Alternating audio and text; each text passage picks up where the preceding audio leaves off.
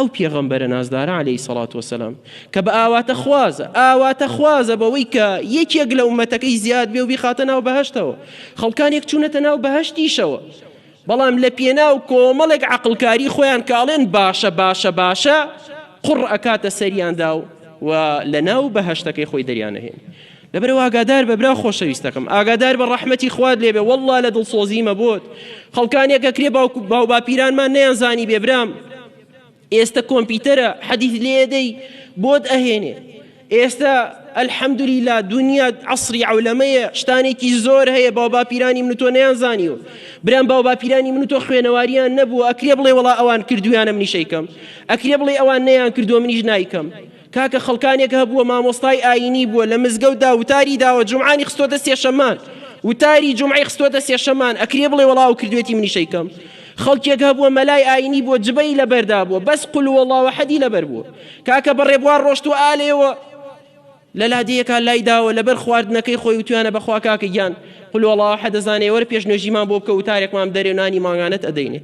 ئەکرێ ئەوە کردوێتی تۆ بڵێ وەڵای تر دینە مادەم ئەو کردوێتی تەواو ئێبراکەم باشترین پێشەوا بۆ تۆ پێغەمبەری خوانی عەلەیهی سەڵات وەسەلام مەگەر هاوڵان نین مەگەر تابعین نین مەگەر تابعی تابعین نین کە باشترین سێ قەڕنن پێغەمبەری خوا عەلەیهی سەڵات وەسەلام فەرمێ خەیر الناس قەڕنی ثم الذين يلونهم ثم الذين يلونهم باشترینی قەڕنەکان ئەو خەڵکانەی کە تیایدان لەناو قەڕنەکاندا ئەوەیە کە من و هاوڵانی تیام پاشان تابعین پاشان تابعی تابعینەوانی بەدوایانێ ئەوانە نەیان کردو بیدعا شتێکی بێزراو بووە واللهی ئەمە دنیاکە ئاوا تێک چووە ئەو خەڵکەی کە ئەڵێ بیدعا گوناحە ئاوا دنیامان لێتە یەک و دنیامان بەسەرا تەسکە بێتەوە ئەگینا ئەگەر لە سەردەمی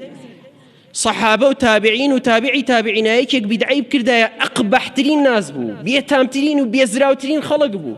خەڵکیان لێ ئاگادارە کردەوە ئەم گومڕایە چییە لە خۆیەوە هاتووە قسەیەکە لە مەجلیسان نەیانە یەڵا دانیشێ ئەیان کردە دەرەوە ئێستا بە هۆکاری عەقڵکاری خەڵکە و گومڕابوونی خەڵک و پارچە پارچەتگەرێتی مسلمانانە وای لێ هاتووە ئەگەر یەکێک بە خەڵکی بڵێ کاکە دەست بگرن بە سونەتەکەوە